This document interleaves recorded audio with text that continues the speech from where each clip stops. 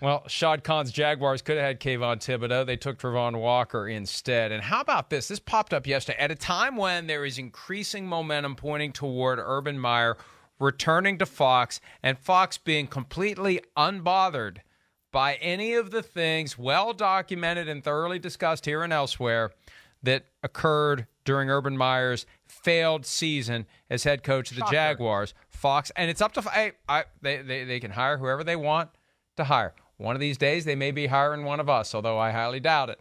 At a time when that conversation is happening, Urban Meyer is the subject of comments made by Shahid Khan to Jarrett Bell of USA Today. And I mean, wow, how can you work with someone like that, was the headline from Shahid Khan regarding the guy that he hired to be his head coach. When you lose the respect, the trust, and the issue of truthfulness, how can you work with someone like that? It's not possible. We had Doug Marrone here 4 years. We had Gus Bradley here 4 years. I have nothing but the utmost respect and friendship with them. That's why they got the time, because it wasn't a matter about respect or truth. It's a matter of wins and losses over 4 years. This is much bigger than that. Boom. And this comes at a time, Chris, not only when Urban Meyer is looking for his next gig, the Jaguars have refused to pay him. Right. This is kind of a sneaky, quiet, under the radar. They have fired Urban Meyer for cause, and it requires him to resort to, wait for it, the secret rigged kangaroo court to try to get his money. Good luck with that, Urban. When the guy making the decision ultimately about whether or not you get paid gets paid by Shahid Khan, you ain't getting paid, Urban, because there's plenty there. It would be very easy. And this is the problem with allowing the commissioner to resolve these disputes.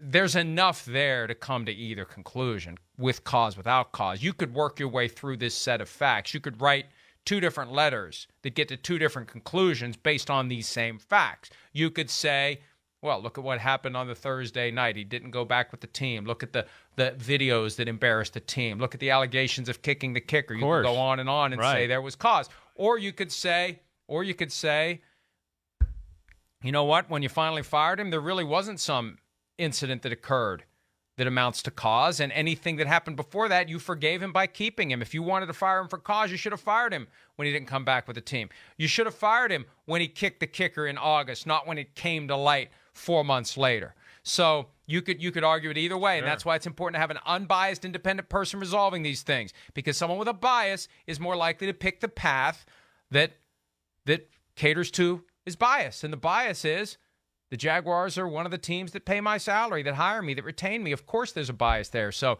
I'm not saying that Urban Meyer should win. Yeah, right. I'm just saying he should have a fair shake. I hear you. Wherever this fight plays out. Yeah, I mean, I hear that. I'm all for a fair shake, too. I mean, it certainly seems like there's, something there for cause. It definitely does. You're right. The fact that they kept him, I guess that hurts them a little bit, I never really thought of that.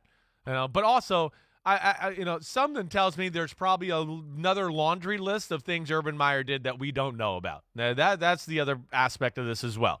When you and I heard, a million stories, which all kind of got verified as true as time went on. I mean, we've heard it all down there, starting the start of training camp. So it'll be interesting to see where this goes. But that's some strong comments from an owner, and I think that almost speaks in itself to tell you how bad, how dysfunctional, how mean, how rude, how untruthful Urban Meyer was. And it's followed up with a, very shaky ending at Ohio State where it was really kind of not that truthful and a lot of BS then too.